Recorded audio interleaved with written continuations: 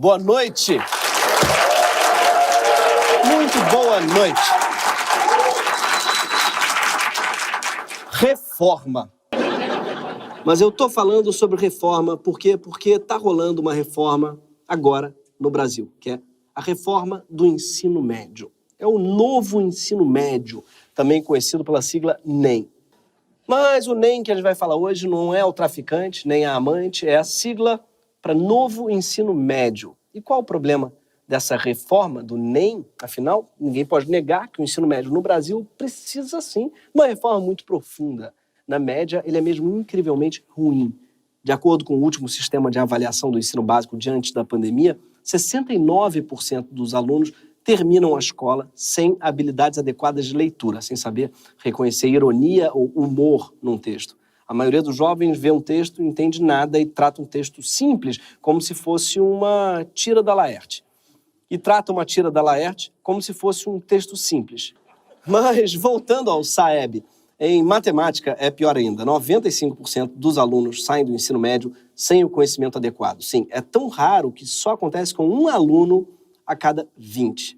Além de ruim, a educação no Brasil é ridiculamente desigual. Algumas poucas escolas privadas, em geral as mais caras, oferecem um ensino acima da média, enquanto a maior parte das escolas públicas está sucateada. As poucas escolas públicas de qualidade costumam ser tão disputadas que é muito difícil entrar. Algumas criam processos seletivos próprios, tipo vestibulinhos, que chamam, e acabam tendo vaga só para quem pode pagar, para se preparar para elas. Mas, enfim, algumas escolas, ao invés de vestibulinhos, preferem fazer sorteio da vaga. Isso, por um lado, é mais democrático, mas, por outro, exclui uma parcela importante da população brasileira, os azarados. Mas por que o ensino médio brasileiro é tão ruim? A resposta é unânime entre especialistas. A culpa, isso é unânime entre todos eles, é que falta no Brasil aquilo que a lei brasileira chama de insumos indispensáveis ao desenvolvimento do processo de ensino-aprendizagem, também conhecido como dinheiro. Falta escola bem equipada, falta sala de aula, falta laboratório, falta instalação esportiva na escola, falta ateliê de artes, falta formação de qualidade para o professor. E o buraco é mais fundo ainda, porque falta o básico, falta merenda, falta transporte escolar. Em muitas escolas falta telhado, papel higiênico, água potável. Além de tudo isso, falta o principal. Faltam condições de trabalho para o professor, incluindo um salário que permita que ele sobreviva. Então, que ótimo que o Brasil decidiu fazer uma reforma para melhorar isso aí. No primeiro governo Dilma, lá para os idos de 2010, fizeram um amplo debate nacional sobre tudo o que tinha que mudar, não só no ensino médio, mas na educação inteira. E os especialistas, então, calcularam quanto ia custar para dar as condições mínimas para a nossa educação funcionar e poder acomodar reformas de fundo. O orçamento era de 50 bilhões de reais. Esse cálculo foi feito com base no mecanismo chamado CAQUI, a sigla de custo aluno-qualidade. O CAQUI mede quanto o Estado teria que gastar por aluno para garantir aquilo que a Constituição já exige, saneamento, luz elétrica, merenda.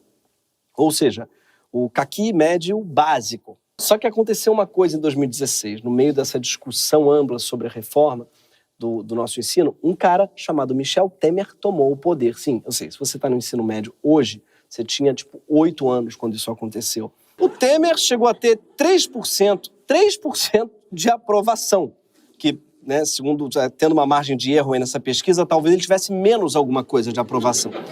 E segundo, ele mesmo, ele aproveitou que ninguém gostava dele para fazer mudanças que ninguém gostaria que ele fizesse.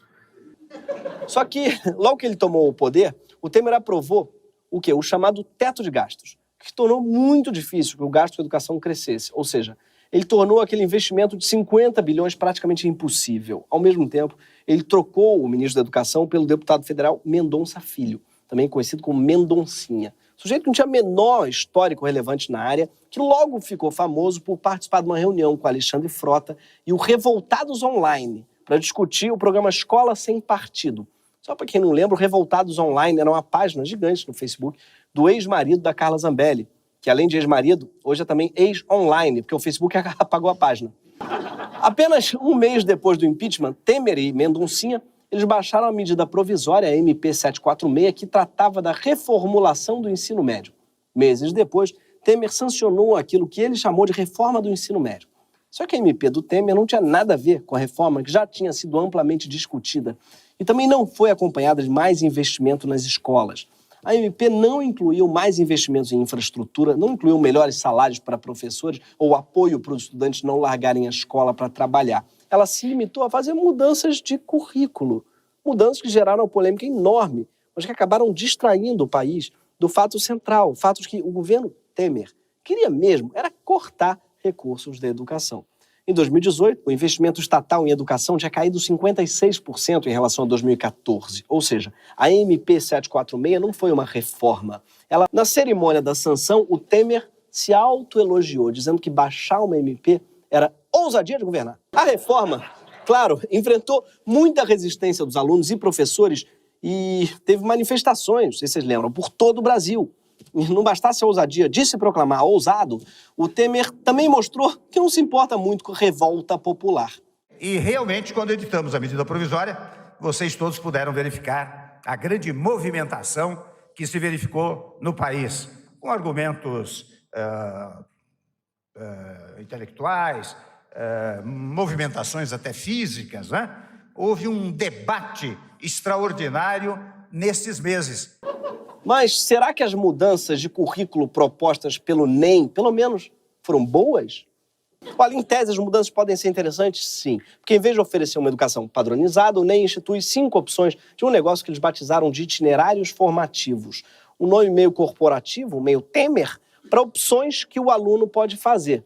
A ideia é que o ensino seria um pouco à la carte. Você podia fazer o teu menu executivo. Os 5 itinerários são matemática, linguagem, ciências humanas, ciências da natureza e ensino técnico. Isso já está em vigor, tá, gente? Desde o ano passado, em todo o Brasil. Só que, para que as escolas pudessem dar mais opções, elas precisariam de mais salas de aula para implementar isso. Precisariam de mais professores. E é claro que não rolou. Por quê? Porque não tinha nenhum orçamento para fazer nada novo. E já faltava dinheiro para fazer o antigo. Já que não tinha investimento suficiente, cada escola só foi obrigada a oferecer 2 desses 5 itinerários. E mais da metade dos municípios do Brasil só tem uma única escola pública de ensino médio. Ou seja, tem cidades inteiras do Brasil onde não dá para se formar na maioria das áreas propostas. E a partir do ano que vem, o Enem, em tese, já começa a ser diferente de acordo com o itinerário formativo escolhido pelo estudante. Isso quer dizer que tem cidades inteiras onde nenhum estudante vai poder se preparar para prestar o Enem para medicina, por exemplo. Mas tem mais. O NEM também abriu a possibilidade para que cada escola invente os seus próprios itinerários formativos. Use sua imaginação. O que, com investimentos, preparação, podia ser interessante, mas no sufoco orçamentário em que o Estado deixou as escolas, essa possibilidade acabou sendo a forma que as escolas encontraram para economizar dinheiro. É difícil e caro criar itinerários realmente bons, com matérias úteis, diversas, interessantes, mas é bem fácil, bem barato, inventar itinerários rasos que podem ser ensinados por pessoas sem formação específica no tema ou em qualquer tema, desde que tenham notório saber no assunto da aula, que no fundo pode ser qualquer coisa. Então tem escola com matéria chamada O que rola por aí. Sim. Outras aulas estão sendo ensinadas nesse momento em escolas públicas inclui RPG, não a prática na coluna, mas o jogo. Que, além disso, tem uma matéria chamada Mundo Pets S.A., e, claro, brigadeiro caseiro. Algumas dessas matérias parecem ter sido inventadas com a intenção específica de humilhar o professor. No Distrito Federal tem a matéria Educação Financeira, torne-se um milionário. Sim, como se o aluno não fosse milionário porque não tem educação financeira. Com o NEM, a carga horária do ensino médio ela aumentou de 800 para 1.000 horas anuais de aula. Parece interessante, não é? Aumentou a carga, olha, só que tem um truque aí. Dessas 1.000 horas, só 600 são das disciplinas tradicionais. As outras 400 são dessas matérias optativas dentro dos itinerários formativos, tipo o que rola por aí. Com isso, os alunos do 3º ano em São Paulo ficaram sem nenhuma aula de biologia, história ou química. Mesmo as aulas de português e matemática foram reduzidas em 60% no 3º ano. Eram 5 aulas por semana, agora são só 2.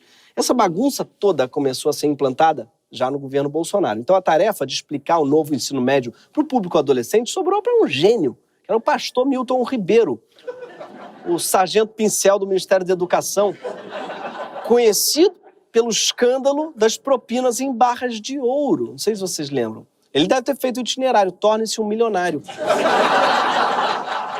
A ideia deles era convencer os adolescentes de que o NEM era uma ótima notícia. E como? Lançando vídeos inspirados, como esse daqui. Eu tenho uma dúvida sobre o novo ensino médio. O que são os tais itinerários formativos? Os itinerários formativos são formados por um conjunto de unidades curriculares que compõem a parte flexível do currículo. Dessa forma, você poderá percorrer um ou mais itinerários relacionados às áreas de conhecimento.